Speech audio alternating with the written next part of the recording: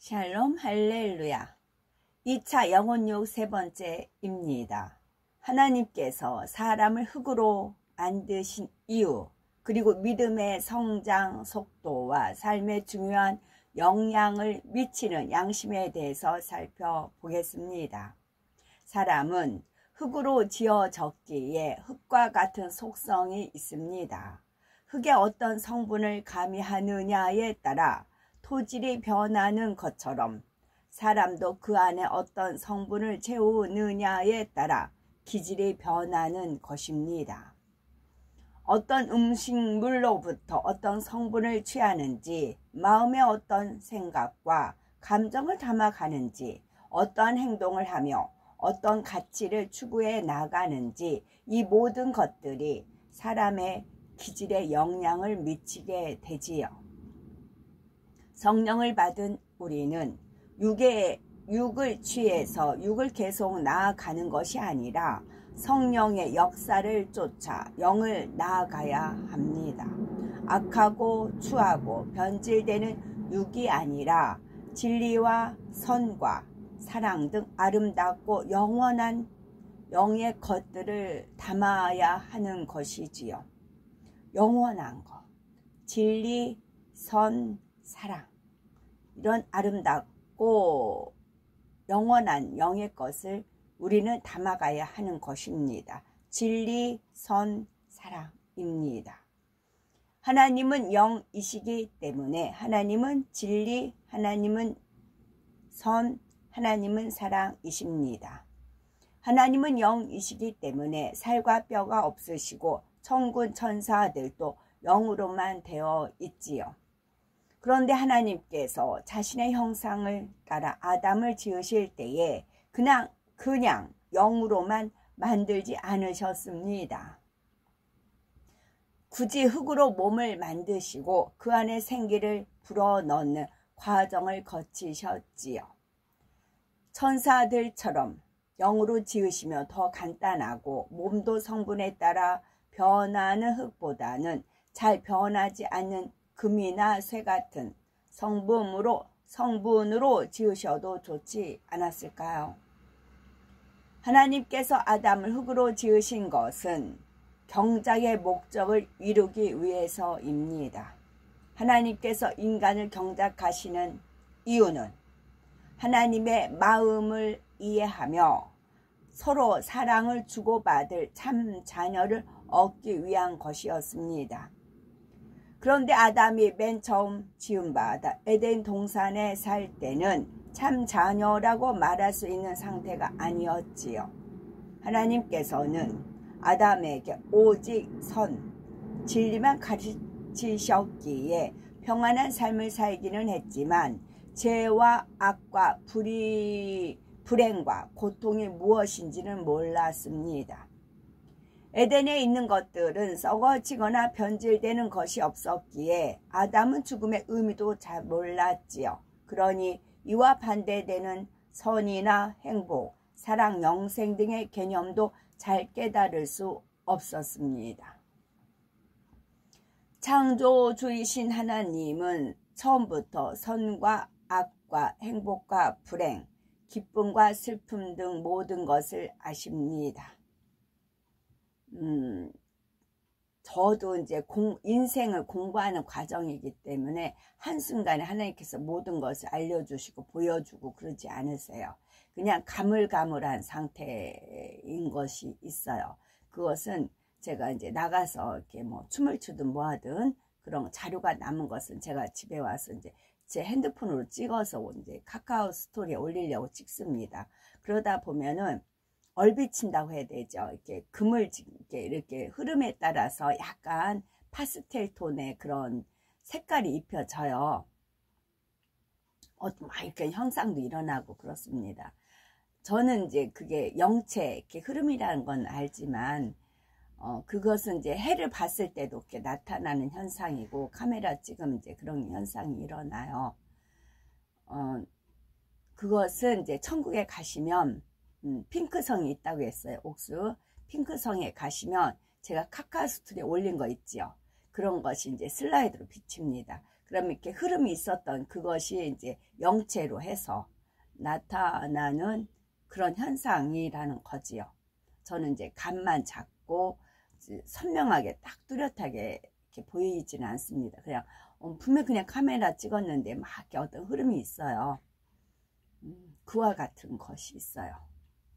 그리고 어제 같은 경우도 이제 용산 거기 있을 때 구름으로 엄청난 이제 큰 천사 날개가 어마어마하게 큰 날개 천사가 그 이제 진짜로 천사가 이렇게 지키고 있어요. 진짜로 지키고 있는데 그거를 이제 육을 가지고 있는 우리 눈에 보여야 되잖아요. 그랬을 때는 구름의 형상으로 나타나는 겁니다. 그랬을 때 그 대표님한테 저기 한번 보세요. 그랬더니 이제 이게 감시를 하다 보니까 막 댓글이 올려가는 것도 분명히 안 지웠는데 삭제가 되는 겁니다. 촬영하는 그 동시에. 그래 이제 그렇게 돼요. 그래서 이제 힘내시라고. 저 보세요. 그랬더니 저기 천사 날개 큰 천사가 지키고 있어요. 그랬지요. 그러나 사람은 한계가 있는 피조물이기에 상대적인 것을 체험해 보아야만 진정한 행복과 감사를 깨달을 수가 있는 것입니다. 하나님께서는 아담이 참 행복을 알지 못하고 참된 기쁨과 감사도 사랑도 모르는 상태로 영원히 살기를 원치 않으셨습니다. 그래서 아담으로 하여금 육의 모든 것을 체험하기 위하여 선악과를 두신 것이지요. 육의 세상에서 슬픔, 아픔, 사망 등을 겪어본 후에 경작을 받아 다시 영으로 들어오므로 영이 얼마나 좋은 것인지 마음 중심에서 깨달을 수 있게 하신 것입니다. 만일 아담이 천사들과 같이 영으로만 지어졌다면 육의 모든 것을 체험할 수가 없었을 것입니다. 육이 어떤 것인지 다양하게 체험을 한 다음에 다시 영으로 변화되기 위해서는 첨가하는 성분에 따라 토질이 변하는 흙으로 지어져야만 했습니다. 사람들이 하나님의 마음을 알면 왜 선악과를 만들어서 사람이 고통받게 하셨는가 하고 하나님을 원망할 수 없습니다.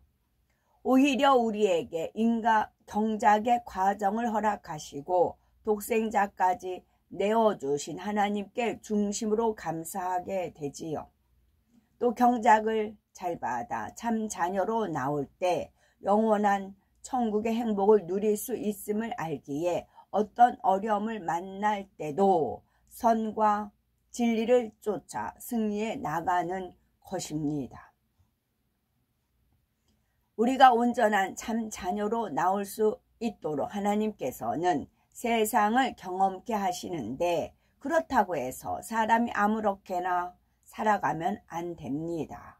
우리가 왜 세상에서 경작을 받는지 깨달아서 사람의 본분에 맞게 살아가야 하지요. 세상 사람들은 고통과 불행을 겪으며 살아가지만 예수 그리스도를 영접한 사람들은 하나님 안에서 행복과 기쁨을 누릴 수 있습니다. 물론 주를 믿는 사람도 이 세상에 살아가는 동안은 나름대로 연단을 받는 일이 있습니다. 하지만 원수 마귀가 주는 시험 환난에 시달리거나 재앙으로 고통받아야 한다는 의미는 결코 아니지요. 요한일서 5장 18절에 하나님께로서 난 자마다 범죄치 아니하는 줄을 우리가 아노라. 하나님께로서 나신 자가 저를 지키심에 악한 자가 저를 만지지도 못하느니라 하신 것처럼 우리가 범죄하지 않고 하나님의 말씀대로 살아가면 하나님께서도 우리를 지켜주십니다. 혹여 사람 편에서 실수하여 시험을 당해도 하나님께서 피할 길을 주시며 연단이 있어도 능히 이길 힘을 주시지요. 우리가 하나님의 말씀대로 살면서 변화되어 가면 이 세상에서도 형통하고 복된 삶을 살 수가 있는 것입니다. 그런데 하나님을 믿는 사람들 모두가 신속하게 변화되는 것은 아니지요. 어떤 사람들은 주님을 영접하고 성령을 받으면 그때부터 부지런히 말씀을 배우는 대로 순종하여 죄악을 벗어버립니다. 반면 어떤 사람들은 성령을 받고 똑같이 하나님의 말씀을 배우는데도 즉시 순종하지 못함으로 믿음의 성장이 더디지요. 이런 차이는 그럼 어디서부터 오는 걸까요? 짐승과 달리 사람에게는 마음이 있습니다. 원래 첫사람 아담의 마음은 진리로만 채워진 영의 마음이었고 그래서 마음이 곧 영이었지요. 아담이 범죄한 후 사람의 영이 죽어지면서 마음의 비진리가 계속 들어오게 되었고 원래 있던 진리의 마음과 섞여서 새로운 마음을 만들게 되었습니다. 그리고 그 중에서 나름대로 옳고 그름을 분별하여 옳다고 생각하는 것을 쫓아 살아가려고 하는 양심이라는 것이 생겨났지요. 양심은 사람마다 선한 정도가 다릅니다. 어떤 사람은 양심이 선해서 진리대로 살아가려는 마음이 더 강하지만 어떤 사람은 양심이 악해서 진리를 추구하기보다는 자기 유익을 쫓아 살아가지요. 비록 주님을 모르는 사람이라 해도 양심이 깨끗한 사람은 사람의 도리를 쫓아서 살아가려고 애씁니다. 어린 학생들 중에서도 어떤 학생은 자기 위치를 지키고 본분을 다하려고 노력을 하지요. 학교 생활도 성실하게 하고 공부도 열심히 하며 행동과 외모도 단정하게 합니다. 이런 학생은 마음과 몸을 스스로 지배하고 다스릴 수 있는 힘이 그만큼 강하고 어른이 되어도 자신을 다스릴 수 있는 힘을 가질 수 있지요. 그런데 어떤 학생은 양심의 소리를 무시하고 게으름 부리고 싶다, 학교에 가지 않고 놀고 싶다, 이성을 찾아 만나고 싶다 하면서 육이 원하는 대로 순종하여 취해 갑니다. 물론 착한 자녀가 되고 싶다, 학생의 본분을 다하고 싶다, 이렇게 선을 쫓으려는 마음이 처음부터 없었던 것은 아니지만 양심의 소리대로 자기를 다스릴 능력이 쉽게 오지 않으니 사람의 도리와 본분에서 점점 멀어지는 것이지요. 이처럼 양심을 따라 자신을 다스리며 지배할 수 있는 능력, 자기 삶을 가치 있게 만들어갈 수 있는 능력이 사람마다 다릅니다. 양심의 차이는 그럼 어디서 오는 걸까요? 양심의 차이는 첫째는 부모에게서 옵니다. 두 번째는 환경에서 오겠고 셋째는 자신이 선한 양심을 갖기 위해서 어떻게 노력해 왔는가 하는 것입니다. 첫째는 부모에게서 옵니다. 사람의 정자와 난자 속에는 부모의 기가 들어있어서 자녀가 그 길을 그대로 물려받는데 양심도 마찬가지입니다. 부모가 선을 쫓아 살아왔고 마음밭이 좋은 사람이라면 자녀도 양심이 좋은 사람으로 태어날 확률이 높지요. 둘째는 환경에서 옵니다. 비록 부모로부터 좋은 길을 타고났다 해도 열악한 환경에서 자라면서 악한 것들을 보고 듣고 입력한다면 그만큼 양심이 더럽혀지기 쉽지요. 반면에 선한 것을 보고 듣고 좋은 환경에서 자란 사람은 비교적 선한 양심을 갖기가 쉽습니다. 셋째로 자신이 선한 양심을 갖기 위해 어떻게 노력해 왔는가 하는 것이지요. 같은 부모 아래 또한 같은 환경에서 자랐다 해도 자신이 어떻게 노력해 왔느냐에 따라 사람의 길이 완전히 달라지기도 합니다. 하나님의 말씀을 배워서 죄악을 벗어버리고 자신을 진리 가운데 복종시키려고 해도 과거의 자신을 어떻게 만들어 왔는가에 따라 쉽게 할 수 있는 사람도 있고 힘들다 하는 사람도 있는 것입니다. 하나님을 믿기 전에 의지가 약하고 쉽게 변개했던 사람들은 신앙생활도 비슷하게 하는 경향이 있지요. 무기력하고 게으르며 무질서한 삶을 살았던 사람이 주를 믿고 성령을 받았다 해서 갑자기 돌변해서 부지런한 사람이 되는 것은 아닙니다. 학생 때 공부를 해야 하는데도 놀고 싶고 쉬고 싶은 대로 육을 쫓아 나갔거나 무절제하여 의무를 다하지 못했던 사람은 신앙 안에서도 그런 모습이 되기 쉽지요. 남들은 더 큰 믿음의 단계를 향해 열심히 전진하는데 늘 믿음의 초입에 머물러 있고 은혜를 받아서 좀 충만하게 달려가는가 싶다가도 무슨 일이 있으면 또 주저앉아 버립니다. 그렇지만 세상에서 도리를 쫓아 자신을 다스려 나간 사람은 진리 안에서도 마음을 지키기가 그만큼 쉽습니다. 말씀을 듣는 대로 명심하여 자신을 복종시켜 나가는 것이 그리 어렵지 않게 느껴지지요. 이처럼 어떤 부모에게서 났으며 어떤 환경에서 무엇을 보고 듣고 배웠는가, 그리고 스스로 어떻게 노력해 왔는가 하는 조건들이 복합되어서 사람의 양심을 만듭니다. 좋은 부모에게서 태어나서 좋은 환경 가운데 자랐고 자신을 잘 다스려 왔다면 그만큼 신속하게 진리로 변화되기는 쉽지요. 그러나 그렇지 않다 해도 하나님의 자녀들은 성령의 능력을 힘입을 수 있습니다. 사람이 스스로 변화시킬 힘이 없다 해도 하나님은 능히 하시지요.